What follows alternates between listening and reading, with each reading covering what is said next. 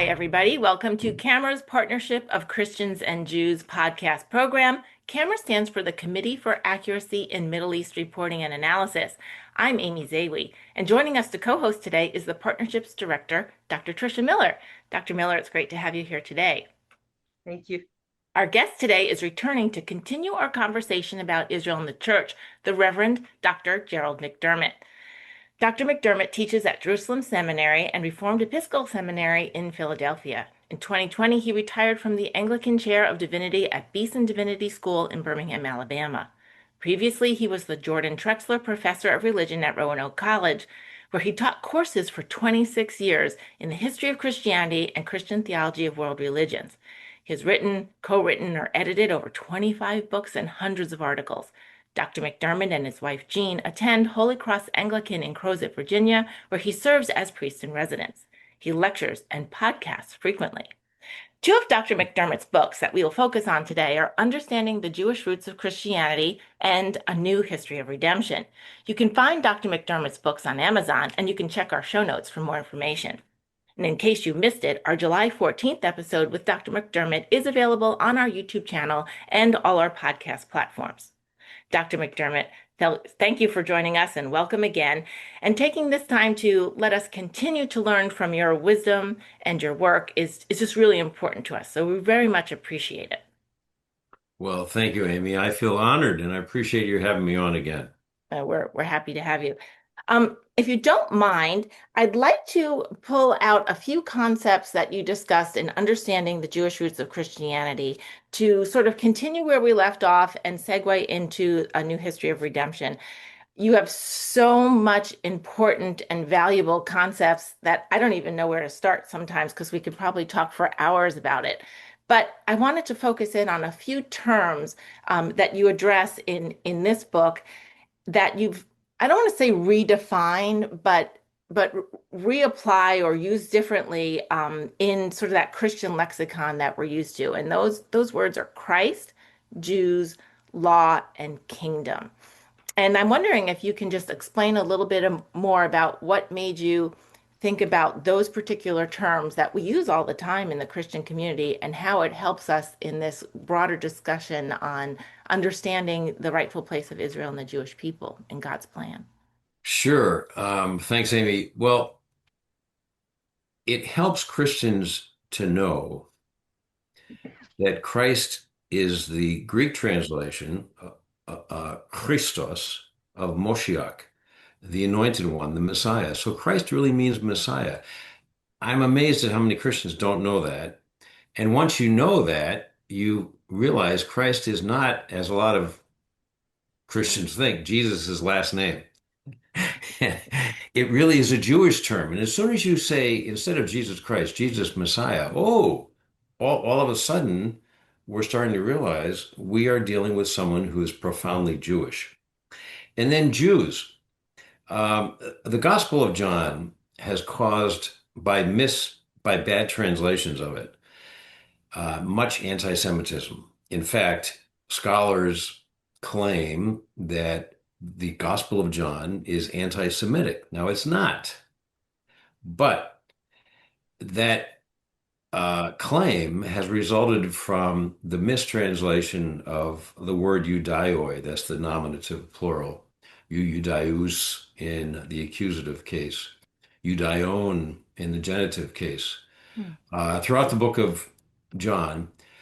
And, we learned back in the 1950s from scholars of linguistics that the meaning of a word does not depend on etymology, and that to translate a word always in the same place we find it in a book of literature, by its etymology, its roots that go back hundreds or thousands of years, is not always the best way to translate it. Instead, what we learn from linguists, from scholars of linguistics, is that the meaning of word depends on its literary context. And in the book of John, the word Judaioi is used in different literary contexts. In some places, it means simply the people of Judea.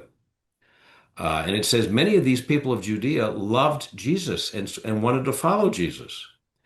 But in other contexts, it refers to the mostly Sadducee leaders at the temple who were jealous of Jesus and wanted to kill him.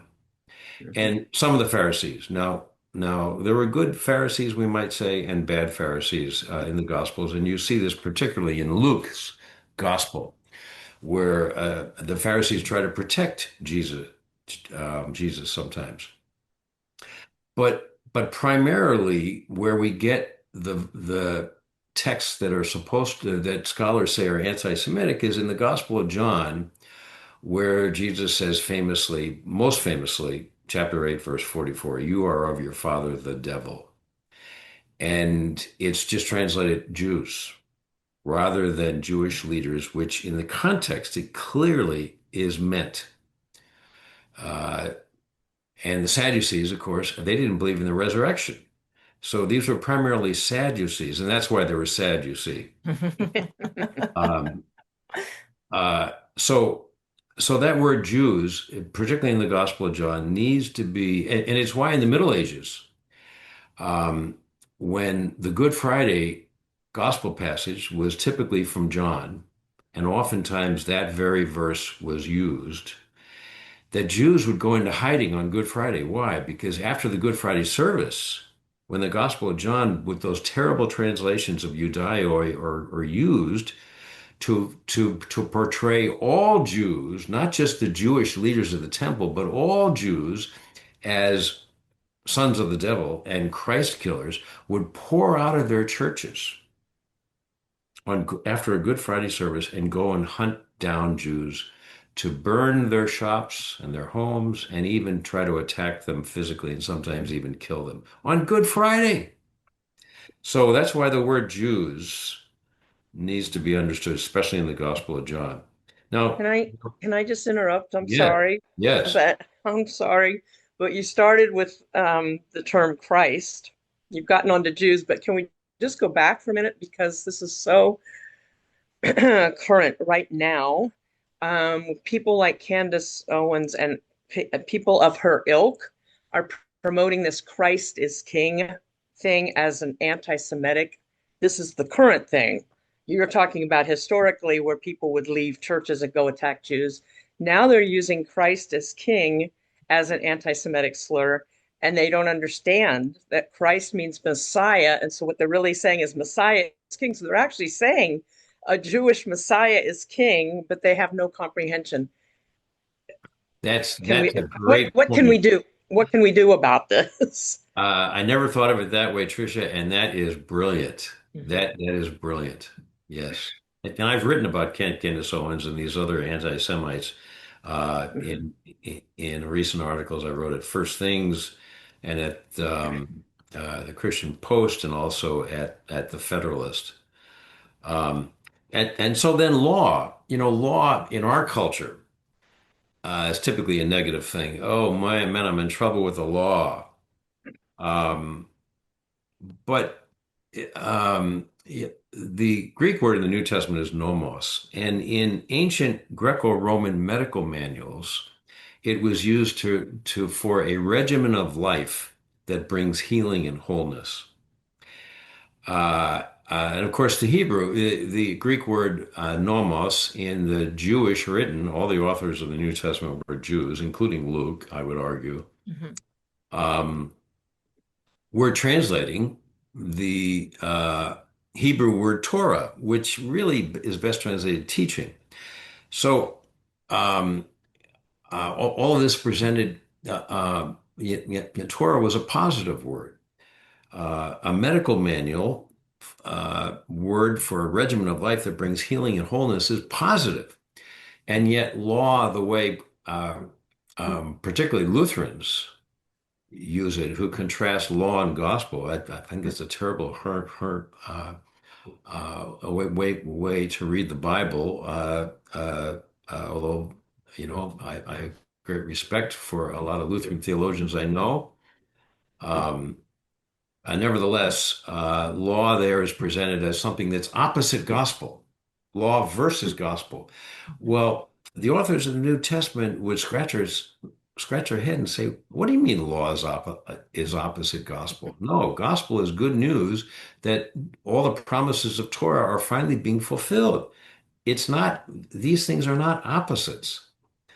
And then finally, kingdom, uh, particularly for those who come out of the Reformed tradition, and even for the Lutheran tradition, and so most Protestants think of kingdom as an invisible thing. And the kingdom of God is totally invisible versus visible. Now, Catholics have a better understanding of this because of their understanding of the church, capital C, which is very visible. Um, but I would argue that for the New Testament authors who were Jews, a kingdom is not merely invisible, but very visible. Um, when uh, Jesus' disciples, after having a 40-day graduate seminar with the rabbi on what subject? The kingdom of God. Just after they're done, and just before Jesus ascends to heaven on the top of the Mount of Olives, they say, Master, will you at this time restore the kingdom to Israel? They had in mind something visible.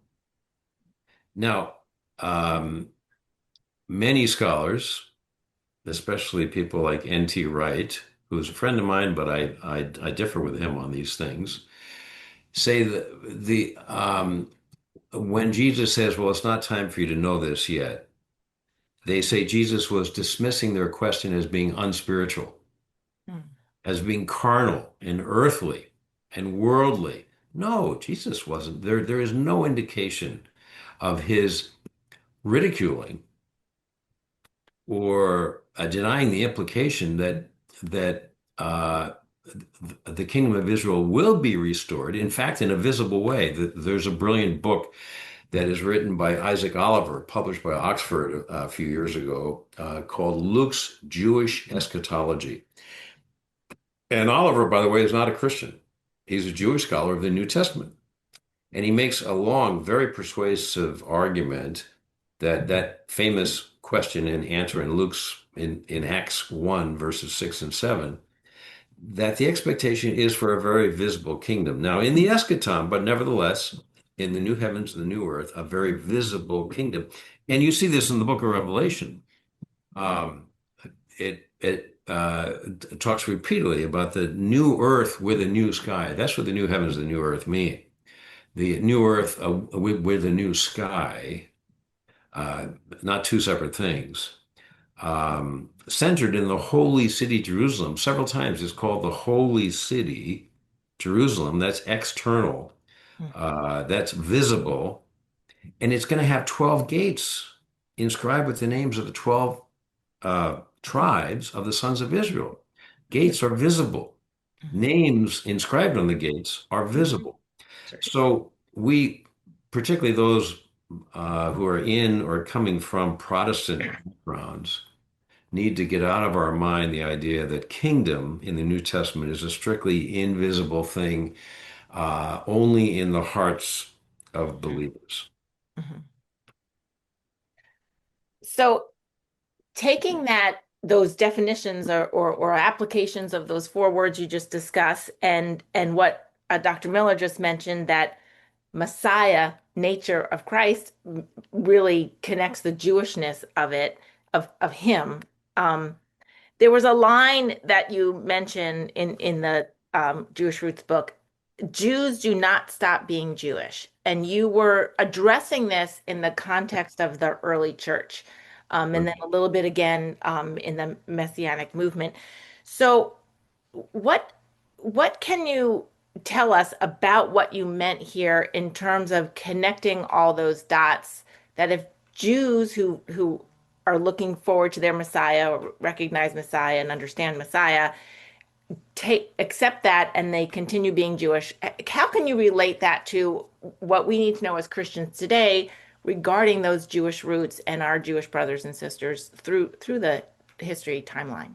Well, the quote you were talking about is Jews did not stop being Jewish. Right, And sorry, did not stop being Jewish. I was referring to the apostles in the early church. Mhm. After the resurrection and the ascension of Jesus. So Jesus's body goes up to the right hand of the Father. And they did not stop living their Jewish lives. Luke makes clear in Acts 4 and 5, they kept on going to the temple for the daily liturgies. Now, this is the same temple whose leaders had just crucified their Messiah. They Yeah. kept on going as Jews to um, um, prayers 3 times a day, and particularly for the morning sacrifice and the evening sacrifice, which actually was in the late afternoon. Um, and they even continued to participate in animal sacrifices and liturgies. Now, how do we know that? What? How can you possibly be saying animal sacrifices? Well, you go to Acts 21.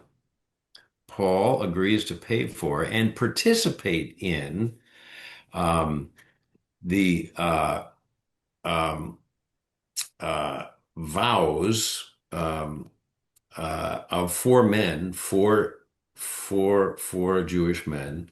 Um, um, they're oh, Tricia, help me here. The name of that vow. I Um, know what you, uh, I'm sorry. My mind well, is blanking. well. Anyway, he is participating in um, the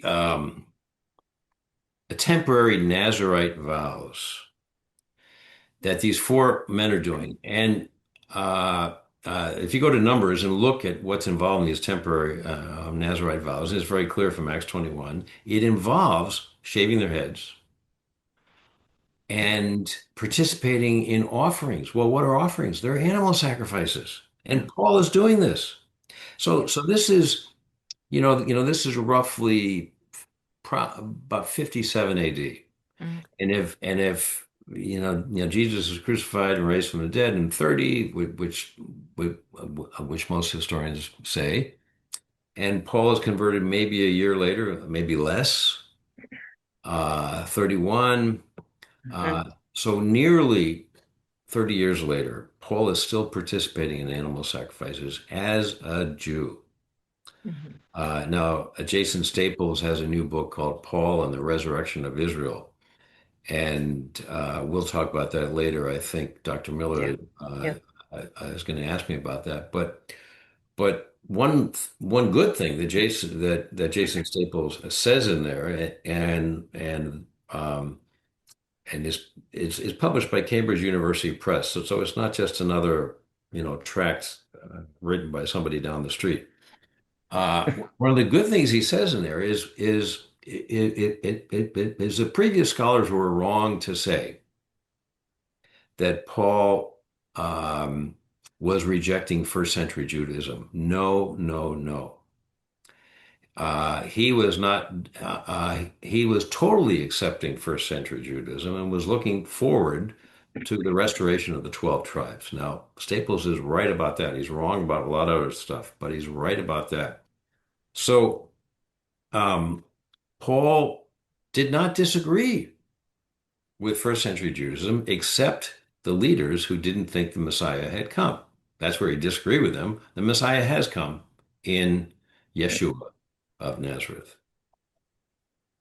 So, so that what you just explained there, again, it brings me back to the 4 terms and what you illustrate when you're explaining about Paul is that he did embrace the law, but using that sort of new application of the teaching, Torah, right? So that he valued it. And there's a lot of Christians that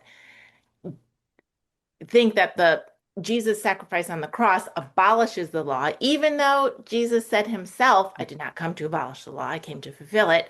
But when we start to reevaluate that term with the notion of teaching, regimen of life, um, then it brings a new meaning to it. So I really think that opens up, like you said, by reapplying those terms in a Jewish sense, that opens up our minds to really look at the rest of the story, the grand narrative as it is, of God's plan of redemption. So let's look at this other Mhm. book you have. I'm going to make sure I get it in the A New History of Redemption. Again, So many wonderful things in here. I could talk to you for hours about it, but let's just start in a general sense. Why did you write this book? I wrote it because I'm a Jonathan Edwards scholar. Now, Mhm. most of many of your listeners will probably hear that name, Jonathan Edwards, and think, oh yeah, he was that hellfire and damnation preacher back in the 1700s. True, he Mhm. was. He was truly a hellfire and damnation preacher. Um, and we don't believe in that stuff anymore, or he emphasized that too much. Um, and write him off. And they don't realize that behind me here, I have uh, 26 printed volumes of Yale University Press's printed edition of the works of Jonathan Edwards. Actually, there are 73 volumes. The rest are electronic, and that's not even all he wrote. He's widely regarded as the greatest religious thinker the Americas have ever produced. He was a profound theologian. In fact, I would say he was the best Reformed theologian ever, Mhm. far better Mhm. than John Calvin. And he was a Christian Zionist, so far better than John Calvin on that score, on the Jewishness of Jesus and the Gospels, and that um, we can look forward. He said in the 18th century, we should look forward to all the Jews coming from the four corners of the earth to come back to the land because the Bible says they will. Now, that's when the Ottomans were totally in control of the land we call Israel, and it looked hopeless for that to ever take place. So, Jonathan Edwards has been called rightly America's theologian. Robert Jensen, the Lutheran theologian, wrote a book called America's Theologian. It was about Jonathan Edwards. And I became increasingly interested in theology of Israel, as I think I told you in our last episode. And I knew that Edwards was also very interested in theology of Israel. And in fact, he left an unfinished series of sermons called A History of Redemption that he preached in 1739. And it was always his goal to turn them, to expand them into a history of the world with Israel at the center. Mhm.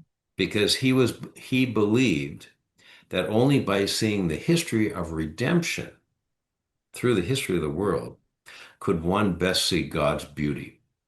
Mhm. So these were the two themes of his unfinished magnum opus. One, that you see God's beauty only by tracing the history of redemption, and two, that histories at this that um, um, Israel. that Israel is at the center of the history of the world as well as the history of redemption. But Jonathan Edwards took a vaccine. Yep. The vaccine had side effects and it killed him. So he died of the side effects of the vaccine. Of course, we don't know anything about that these days, do we? Um, so, Yeah. so in my hubris, and so he was never able to finish.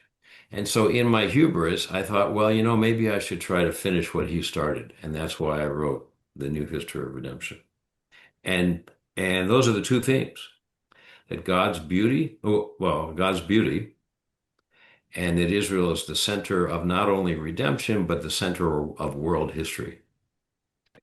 But this also ties in to the previous book we were discussing, because Yeah. in your preface you say, I'm just going to read it, that you wanted to track an Israel-centered history of redemption through biblical and church history, but that also you were attempting to connect the dots surrounding Israel, the redemption by the Jewish Messiah.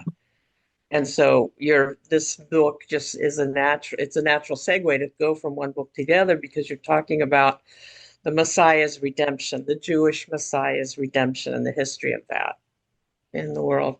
Yes. Yeah. Yeah. And Yeah. one of the concepts you bring up early on, which I think is really important to that you distinguish, especially for the Christian reader, is you talk about salvation and you talk about redemption. And I know a lot of Christians stop at the salvation part, right? Okay, you've accepted Jesus as your Lord and Savior and forgiveness of your sins. That the rest of discipleship is Right. sort of falls off a little bit. So can you clarify a little bit about that distinction that you laid out, salvation and then redemption? Yeah. So Edwards was very reformed, you might say, on this point, and that there's a difference between simply getting your foot in the kingdom, so to speak, getting saved, as you just put it, Amy, by accepting Jesus and committing yourself to him, and redemption, which in its fullness means being made holy. Mhm. Uh, C.S. Lewis has this great little book called The Great Divorce, which is an allegory. And I love it because, and Tricia probably loves it for this reason too, because it's all about these college professors who are in hell. These university professors in hell sitting around telling each other they're just offering constructive criticism to one another's papers when they're really using daggers to try to attack and destroy one another. And there's a bus that goes up once a week to heaven, and they decide, some of the professors, let's get on the bus and just go up there and see what it's like. And they go up there and they hate it. And they get right back on the bus and go back to hell where they feel much more comfortable. Because up in heaven, you have to acknowledge this that that you should worship someone other than yourself. You have to acknowledge that not only have you made mistakes, but you've sinned. And not only have you sinned, but you are by nature a sinner. Oh, that how humiliating, how degrading, how dishonorable. Um, and Lewis makes the point explicitly elsewhere, what he says implicitly in his allegory, The Great Divorce, that life is a process of redemption that is what the Reformed call sanctification, which literally means from sanctus, the Latin word for holy, becoming more and more holy. Um, and and Lewis makes the point that life is a gradual process of sanctification to enable us to enjoy heaven. Right. Because if we're not sanctified, made holy, we will never enjoy heaven. In fact, like those college professors, we will hate it. Mhm. That's right. So this is the difference between, that's one of the many differences between salvation and redemption. I also found as the book unfolds, and like I said, there's just so many wonderful things to talk about. I had to really discern what I wanted to focus on for our conversation here. But in order to educate the Christian community on the centrality of Israel to God's grand narrative and the fact that Jesus didn't come to start a new religion and cast off the Jewish people or revoke any promises to them. You mentioned that Jesus frequently appealed to the Torah in his discourse, and I'm thinking about what we can learn from that statement because you also have a chapter about the authority of the Tanakh, right? Authority of Tanakh, which is what we call the Hebrew Testament or Genesis to Malachi. So can you expand a little bit on that and connecting those dots from Right. What grand narrative? many Christians don't realize is the supreme reverence for Torah that Jesus expresses in Matthew 5. He Yeah. says, as you said, Amy, I have not come to abolish Torah. Now, uh, the bad English translation of that is law, and we already talked about that. But to fulfill it. Um, and the word for fulfill there in context, pleroo, means to give a deeper interpretation of. And in fact, the rabbi said in the centuries before Jesus that the Messiah is coming soon. Mhm. And when he comes, he's going to give us all the Messiah's Torah, which Mhm. Paul translates in 1 Corinthians 9 as the law of Christ, the Messiah's Torah. And in the Messiah's Torah, he will give us the deeper and authoritative interpretation of Torah. And and and when you look at the Sermon on the Mount, that's really what he's doing there. He's Hmm. giving us the Messiah's Torah. But he goes on to say more. He says, not an iota, now that's the smallest letter in the Greek alphabet, nor a chorion, a horn. Horn. Now it in the King James it's translated as jot, and nobody knows what jot is. Well, it's a horn, and that's the smallest stroke of the pen in Hebrew. Not not an iota, not a horn, um, will pass away, uh,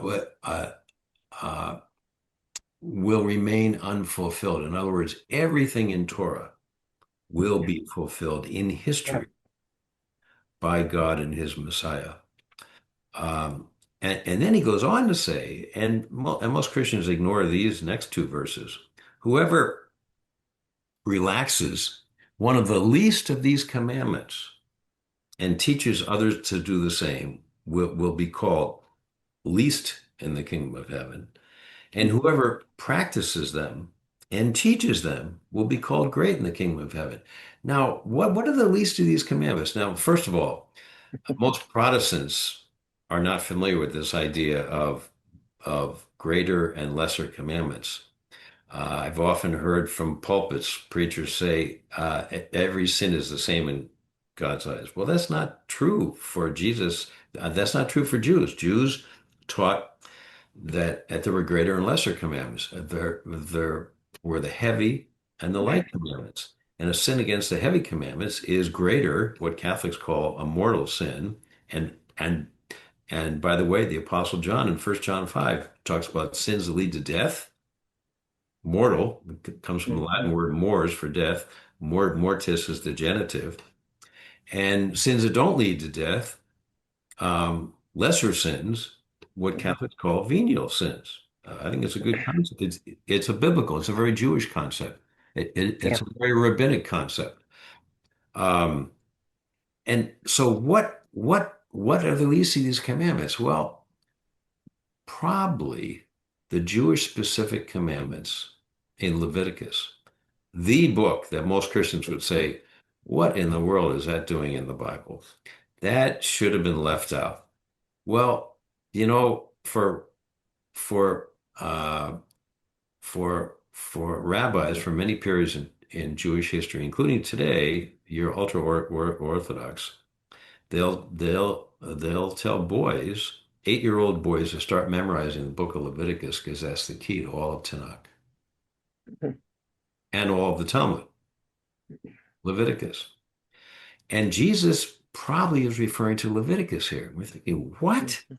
Why would Jesus say that whoever practices the commandments in Leviticus, which are Jewish specific, and they weren't intended, most of them, for Gentiles, righteous Gentiles, God-fearers in the book of Acts. And yet Jesus says whoever practices and teaches them will be called great in the kingdom of heaven. Now, we don't have time to talk about why we Gentiles, and I presume that all three of us here are Gentiles, why we're being told to, or it's being suggested by Jesus that should take very seriously the Jewish specific commandments in Leviticus. Now, there are answers for that question, and we don't have time to get into them.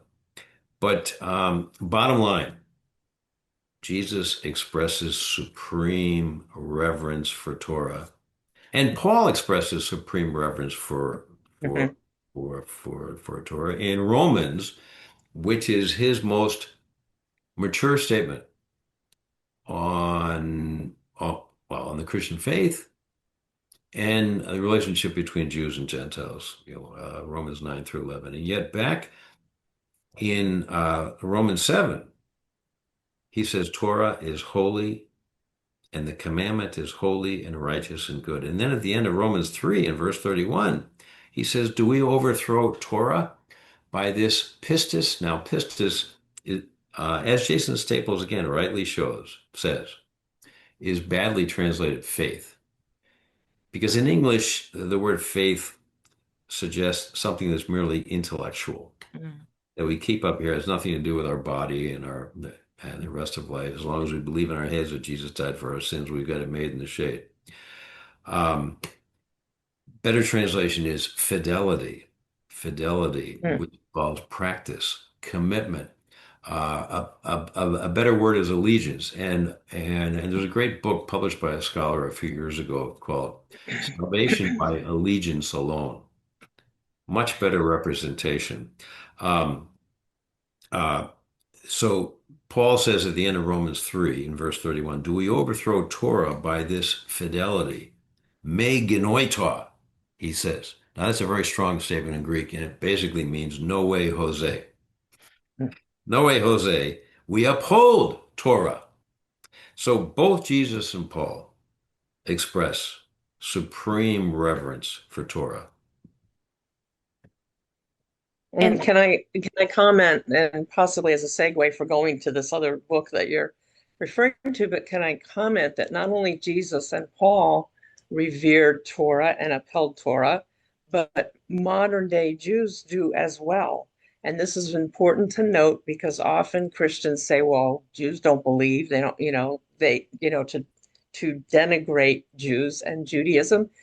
And then I'll say, have you ever gone to a service in a synagogue? You see the reverence that they treat the Torah scroll with, that they take it out of the ark and they pass it, they go around through the congregation and people kiss it. They are revering the word of God. They revere that.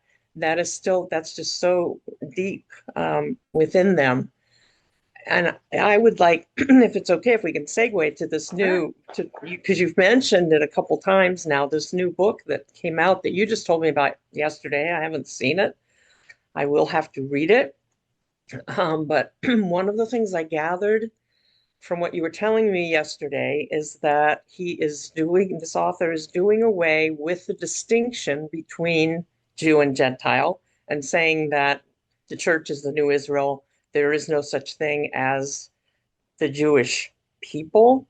And I would like you to clarify that. And I also want to bring Galatians 3:28 into this discussion because that verse, that's where Paul says there's neither Jew or Gentile, neither slave or free, neither man or woman.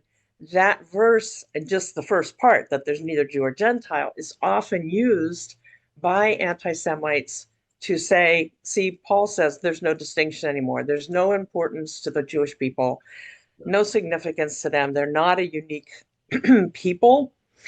Well, that doesn't make sense, number one, in the context of Galatians 3. That's not what Paul's talking about at all. He's talking about the way that we are redeemed, the way that we're sanctified, the way we come to faith, all of that.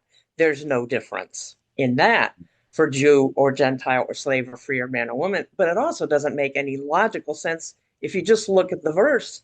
Is Paul saying, oh, now there's no difference between man and woman? Now, we all know, anybody who has had siblings or has been married, we all know there's differences between men and women.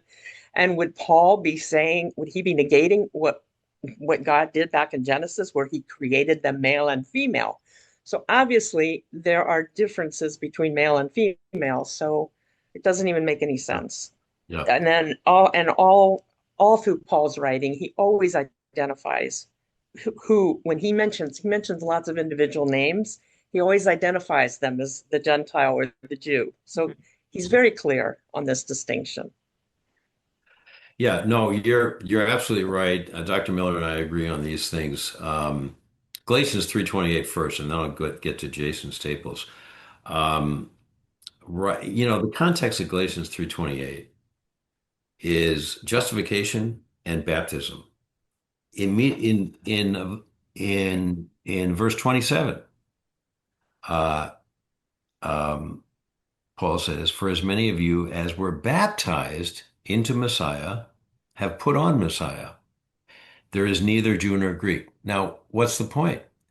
There's no difference between Jews and Greeks, i.e., Gentiles, when it comes to baptism. If you've been baptized into Messiah, you put on Messiah. You both, Jews and Gentiles, have Messiah now if you've been baptized into Messiah.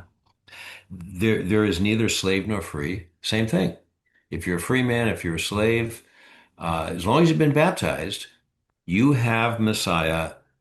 Uh, if you're a slave, just as much as that free guy on the other side of the assembly. There is neither male nor female, um, males and females, and this was a society in which women often were denigrated. And Paul says, doesn't matter. If you're female, you have Christ if you've been baptized just as much as a male.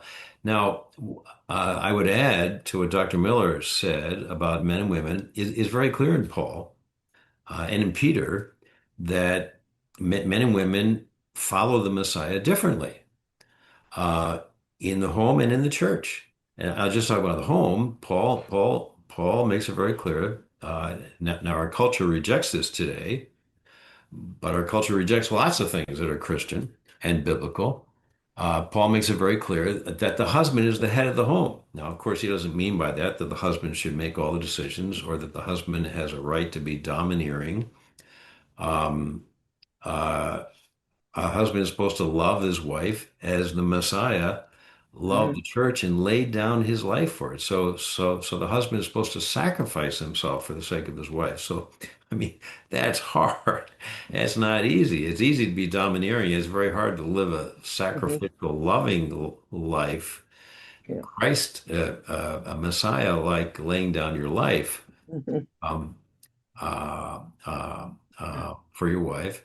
And he says now this is totally rejected by our culture today, that the wife is supposed to submit to her husband by basically showing respect for him.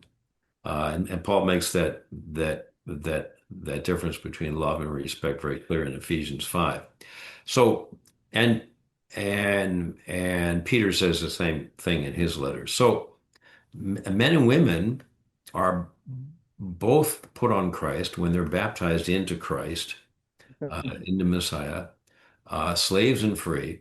But that doesn't mean that they are to follow the Messiah in precisely the same ways. They have different callings, and now that's a Pauline word, and therefore different responsibilities corresponding to their callings. Same thing with parents and children.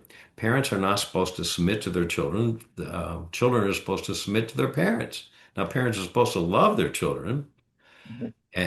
and they can't excuse a lack of love by this uh, a responsibility uh, to to raise up their children and in a sense be rulers of their children. But but they're not supposed to submit to their children. It's supposed to be vice versa. So um, so yeah, there are that's what's going on in Galatians 3:28. Not an end to distinctions between men and women, as Dr. Miller said. Uh, Although that's happening, that's happening in our culture today oh, too. sure. Oh, So, yes. Yes. But so too with Jews. Now, uh, this is the book I was talking about. Jason Staples. It's hot right now in the academic world. It's sucking all the oxygen out of academic debates on Paul, and and the title is Paul and the Resurrection of Israel, and the subtitle is Jews, Former Gentiles, and Israelites. Now, he doesn't do away with all distinctions between Jews and Gentiles. And he doesn't say that Gentiles become Jews, or that he does say that many Jews have become Gentiles. He's referring specifically there to the 10 northern tribes that have been lost to history. They're called the 10 lost tribes because they were assimilated into the Assyrian Empire after 721 and the Assyrian conquest of the northern tribes. But what he says is those Jews became Gentiles by losing their Jewishness after living in the Assyrian Empire. But Paul is hoping for the restoration of all 12 tribes, as Jesus was prophesying the restoration of all 12 tribes. I mean, he's right about that. And that that was the hope of Israel that um, Paul talks of, was telling the leaders of the Jewish community in Rome in Acts 28 about, I'm here for the hope of Israel. It's the restoration of the 12 tribes. Uh, and therefore, at some point in the future, those now gentilized Jews who have lost their faith by being assimilated into the pagan Assyrian Empire will come back and put on their Judaism again. And so those Gentiles will become Jews. Now, what Staples does say so is that the Gentiles in the West, so those are the Gentiles in the East, the 10 lost tribes.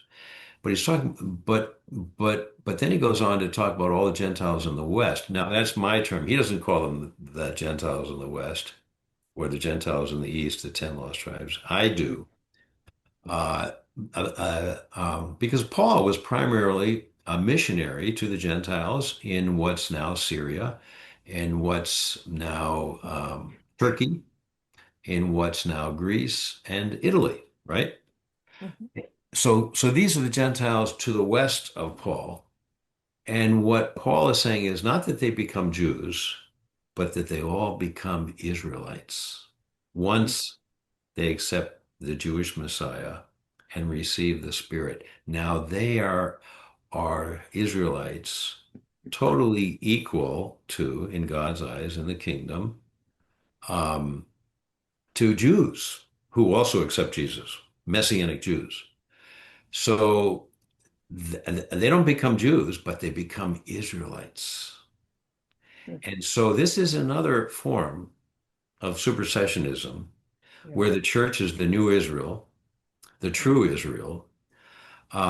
And now in this new Israel, where everyone is an Israelite who accepts the Jewish Messiah and receives Mhm. the Spirit and is being transformed by the Spirit into the image of the Messiah, they're all fully equal Israelites. So now in the kingdom, on the other side of restoration, on the other side of the acceptance of the Jewish Messiah, now there are to be no distinctions between Jew and Gentile Mm. because they're all the same. And but the problem is, it's like every other theological model that is elegant and connects a lot of dots, but it runs aground on the Yeah. actual biblical Yeah. text. Mhm. Uh, Mhm. Um, there are, uh, uh, as um, uh, uh, I would say the problem is that Staples puts Paul into a Procrustean bed. Now, Procrustes was the guy in the ancient Greek myth who would lure these unwitting travelers, hapless travelers, and promise them all sorts of things if they would get into his bed. And he would Mm. put them in the bed, and if their legs stretched over the end of the bed, he would cut off the ends of their legs to make them fit. And that's what Staples has to do because there's a boatload of evidence that for Paul, Mhm. the Jew-Gentile distinction remains, and that Gentiles are adopted in That's right. to the kingdom as Gentiles.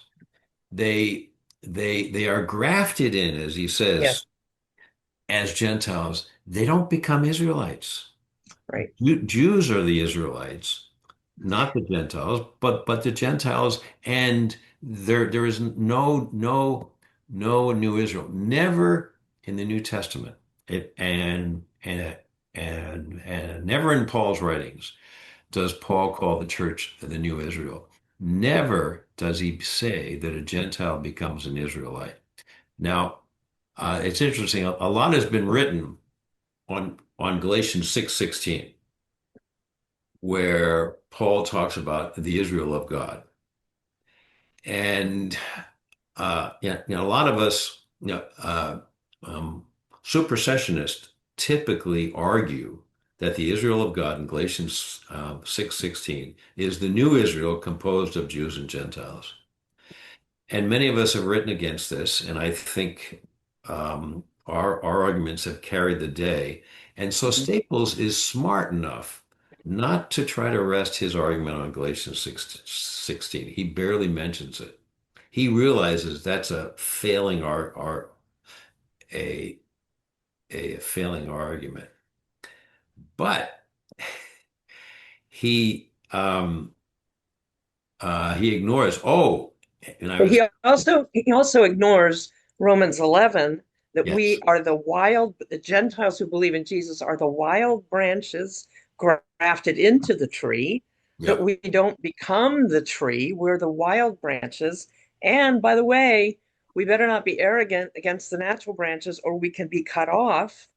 And doesn't he also, from what I saw about your notes, doesn't he also think that the letter to the Romans was written to Jews when at that time there weren't even any Jews in the Rome? The Romans had kicked the Jews out of Rome, and Paul is writing this letter to Gentile believers to explain to them their relationship to the Jewish people. Am I right Well, on yeah, that? yes. Paul says in Romans, I'm writing to you Gentiles. And Yeah. know from that evidence and extra historical evidence that the vast majority of the people in the church in Rome were Gentiles. Jews were a minority, and they were despised by the Gentiles who sat on the other end of the pew because of Roman culture. But Staples makes this lame argument that the majority of the church in Rome was Jewish. Hmm. Um, so, and he has to make that It's not argument too. accurate. It's No, not accurate historically. it's simply not true. Yeah.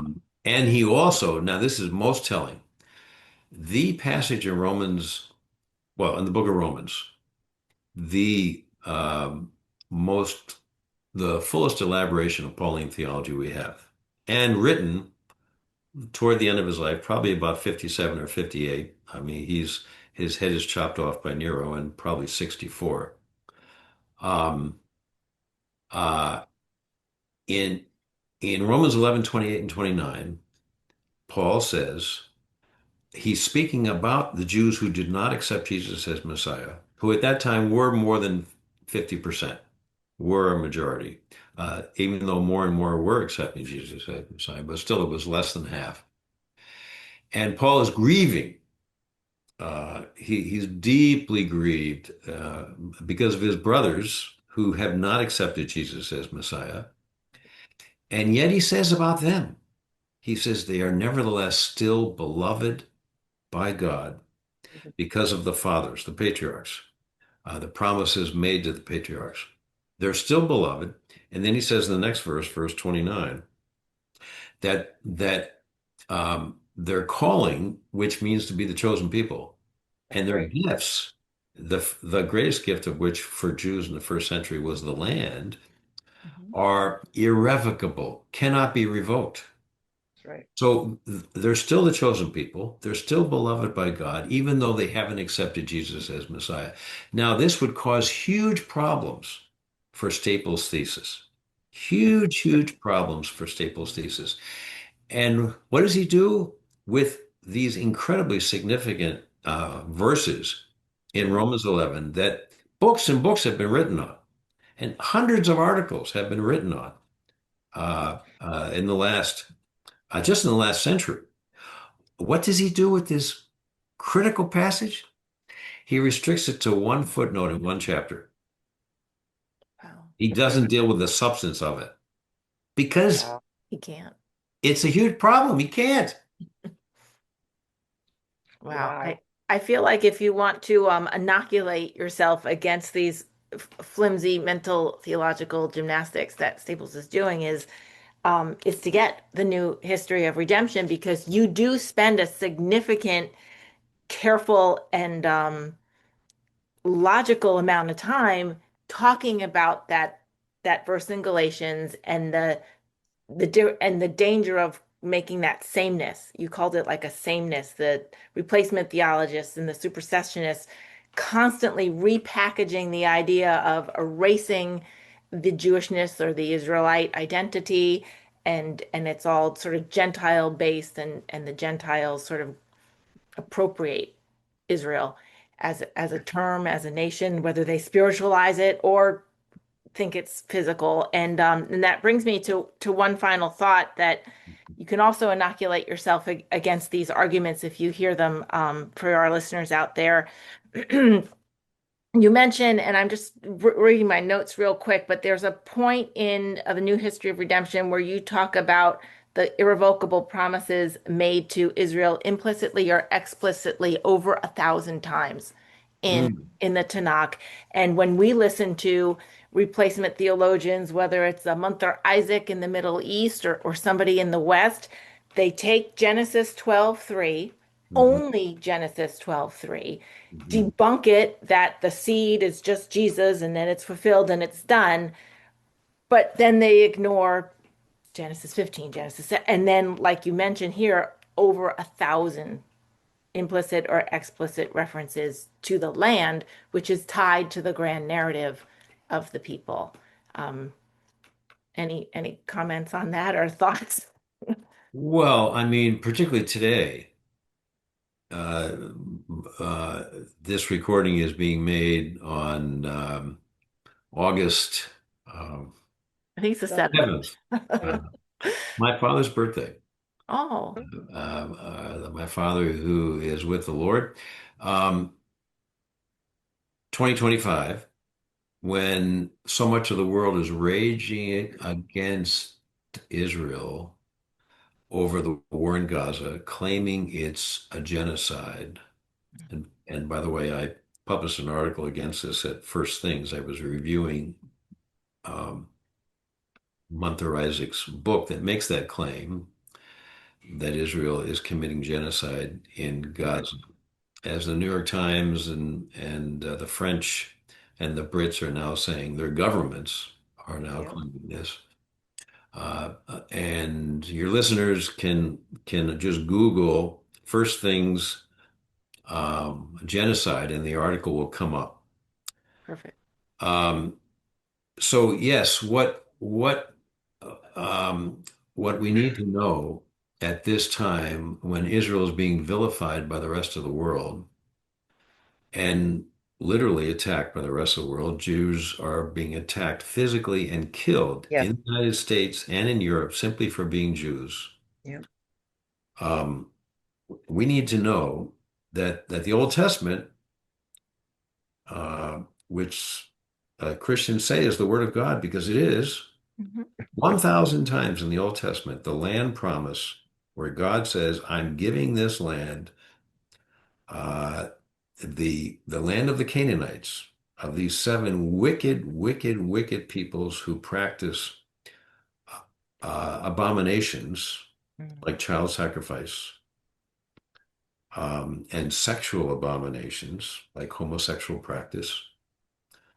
Um, I'm giving their land to the children of Abraham,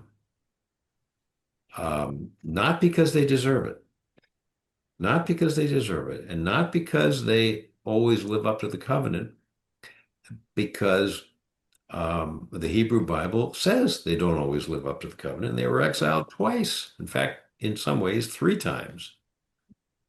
The Hebrew Bible is full of that. It's very honest. It's very transparent.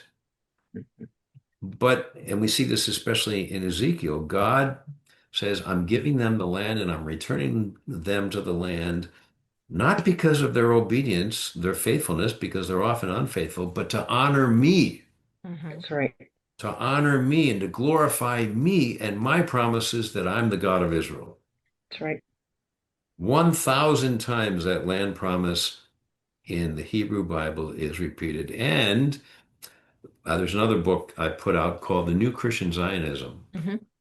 in which I and a number of other scholars, I should have gotten Tricia Miller in there. I don't know why I didn't. I should have gotten her, uh, uh, show that the land promise is throughout the Hmm. New Testament, not just the Old Yes. Testament, is throughout the New Testament. I believe there's a graphic in that book, like a table Uh, that documents those. at the end, and the same table is at the end of Israel Matters. Mhm. Yeah. Well, Dr. McDermott, this is such an enlightening conversation, and like I said, we could talk for hours about a variety of themes, but we just really appreciate your willingness to talk about these topics to help educate our viewers and to reiterate that vaccine theme, inoculate them against the assault on the Christian support for Israel, the Christian support for the Jewish people, and a basic biblical literacy so that we're maintaining that support from a faithful and a Bible or biblically based foundation. So we really, truly appreciate it. Yeah. And your work is just such a blessing to the entire community. Thanks for having me on, and I pray God's blessing on Dr. Miller's work and Amy, you're helping Dr. Miller. Thank you so much. And may I remind our viewers and listeners that the references to the books and documents that we made during this program will be in our show notes.